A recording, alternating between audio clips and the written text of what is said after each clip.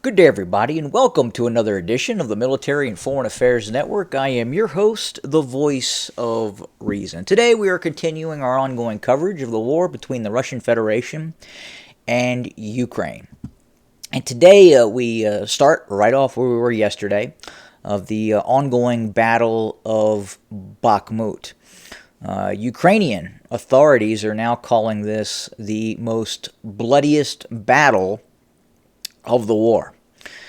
Now, with that being said, in all probability, the reason why the Ukrainians are calling it the most bloodiest battle of the war is the risk of envelopment of Ukrainian forces that are caught in Bakhmut. If we kind of zoom in, and we've done this yesterday, you can see now that it is going to be very hard for Ukrainian forces to move those brigades, and there are a number of combat brigades in this Bakhmut pocket that would have to be moved west. And unfortunately for the Ukrainians, if the Ukrainians try to move out of this pocket, they are then subjected to withering artillery fire that destroys these convoys. And we've seen repeated attempts of Ukrainian forces to both move in and move out of Bakhmut, and many of those convoys have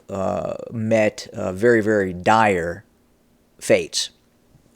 And what I'll do is, again, I'll go up to the deployment map where you, the viewer, can kind of see exactly what I'm talking about. So again, the Ukrainian political apparatus in Kiev has decided that this was a city that they did not want to lose, meaning Bakhmut. And they have deployed large amounts of combat resources, much to the chagrin of the United States, the Pentagon generals, Western European generals, have said, look, this is not a good idea. But Zelensky and, again, the political apparatus in Kiev have stuck to their guns and decided that this was a worthy sword for its forces to fall upon. So again, you have large elements of the 77th Air Mobile Brigade, you have the 93rd Mechanized Brigade, you have the 3rd National Guard Assault Brigade, you have a multitude of territorial brigades and other forces that are deployed in Bakhmut and right now are at risk of being completely cut off and then destroyed and then having to capitulate to Russian forces.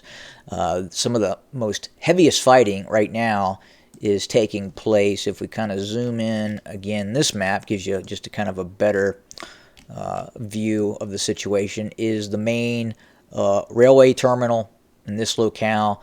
This has reportedly come under Russian control and back to Ukrainian control and then back to Russian control. And right now we don't know if it's contested or not or who's in control of it at this point. But we're in a very, very urbanized environment where we're seeing, again, some of this incredibly vicious fighting taking place with losses on both sides. But again, if you look to the west, and you can see that what just a great risk these Ukrainian forces are, especially with Russian forces now to their northwest and southwest. So again, these main arterial routes into Bakhmut are eventually going to be taken by Russian forces, quite possibly.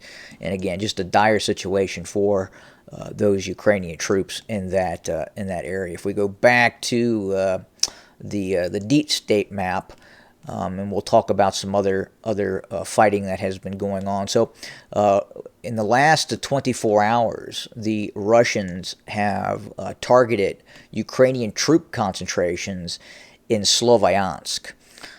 The Russians have apparently used modified S-300s. Again, these are air defense systems, long-range air defense systems with fairly large warheads that they have modified with GLONASS receivers that are able to strike fairly precision-guided attacks. And they are using these systems because the Ukrainians don't have the ability to shoot these these extremely fast weapons out of the sky. The S-300 comes in at very high altitude. It travels incredibly fast, high Mach speed, and again, it has a fairly sizable warhead that is able to strike now fairly precisely with those GLONASS receivers. So think of it as a maybe like an oversized Patriot missile system that you have converted to a ground attack role. And we know that a multitude of Ukrainian targets were hit in Sloviansk, and it wasn't just these modified S-300s. They used a number of different munitions, including some very large glide bombs to target Ukrainian forces in Sloviansk. Now, at the same time, we are continuing to see a very large buildup of Russian forces north of Seversk. We know now that the entire 1st Guards Tank Army, that includes the 4th Guards Tank Division, the 2nd Guards Tank Division, including airborne divisions, have been attached to these forces that look, in all probability, to start on an offensive operation, we believe, sometime in the summer, maybe late summer. We believe it's going to be in the direction south to envelop these Ukrainian forces that are around Seversk. Now, some folks would think that, well, maybe they're going to go after Sloviansk. I don't think so. I think the first objective of Russian forces is going to be to crush the Ukrainian brigades that are east, north, and south of Seversk. If we go to the other map here, it's going to be very difficult for the Russians to launch an operation against Sloviansk. It's going to take an immense amount of preparation by Russian forces to go after Sloviansk. If you look at Sloviansk, you've got a fairly sizable river that runs to the east of the city, and it circles up, again, east of the city, around, and then it kind of circles back, and you have even more sizable terrain features with these large retention lakes and ponds, and these drainage ponds that exist.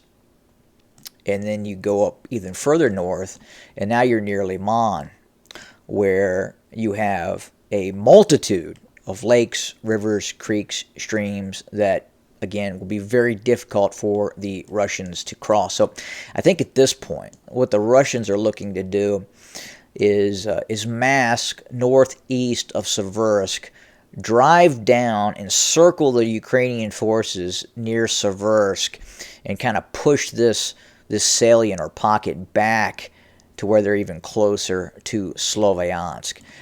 Then I think once they're able to do that, if the Russians are able to do that, they'll be in a better opportunity to drive towards this gap between Sloviansk and Kramatorsk. But ultimately, I think what the Russians are going to try to do is really fix Ukrainian forces and then use its superiority in air power and artillery to decimate Ukrainian forces. I mean, that's the Russian doctrine right now. It's to fix and then destroy. So I don't think we're going to see large-scale maneuver forces that are going to be running down and taking control of Sloviansk and Kramatorsk. Again, I don't think it's going to happen. I think they're going to look to destroy these Ukrainian forces east of Seversk, encircle these forces, and then again push this pocket, which is a Ukrainian pocket, and you'll have a relatively straight front in front of Sloviansk and Kramatorsk, and this will put both Sloviansk and Kramatorsk well within range of 152 and 130 and 122 millimeter artillery round fire.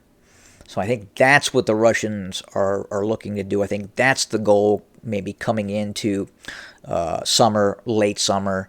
But again, this is a very methodical process, what we're seeing right now with Russian forces. Again, it's not maneuver, it's fix and destroy with a lot of artillery. And and that will continue to happen as long as the Russians are able to do it. The Russians hold air superiority. I saw a very interesting article coming out of the Financial Times. And this is what this article reads. Lack of fighter jets may hamper Ukrainian counteroffensive. Yeah, no shit, Sherlock. Ukrainian counteroffensive could be very difficult without air superiority, according to the Financial Times. Really?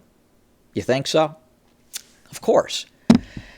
And again, that is kind of by design in terms of what the Russians are doing right now. Obviously, nasty fight going on in Bakhmut, and it will continue to be a bloody fight until this pocket closes up and you see the Ukrainians either surrender or somehow manage to get out of this area. But right now, it doesn't look like they have that capability. But we'll keep an eye on that situation. We're also watching again what's happening down towards the southern sector as well, near Volhodar. I don't believe the Russians are finished in this area near Volhodar as well. I think if we're looking at maneuver operations, you've got the 40th Naval Infantry Brigade, the 14th Separate Special Purpose Brigade, the Russian 72nd Separate Motorized Rifle Brigade, the 155th Separate Brigade of Marines, and then you have Novorossiya forces as well that are kind of joining those forces along with the 78th Motorized Rifle Regiment and other forces. So that is what's happening on the ground right now. We anticipate to see more fighting in the areas near Volhodar. At the same time, we're also hearing about this counteroffensive by Ukrainian forces, but that's difficult to say whether we'll actually see that or not at this point. But that's where we're at for today. We will continue to monitor and report on what's going on. Stay tuned. I'll have an additional video about what's happening in Sudan. It's quite an interesting story and what's happening there as well. So thanks for joining us today. More to come. Have a good day.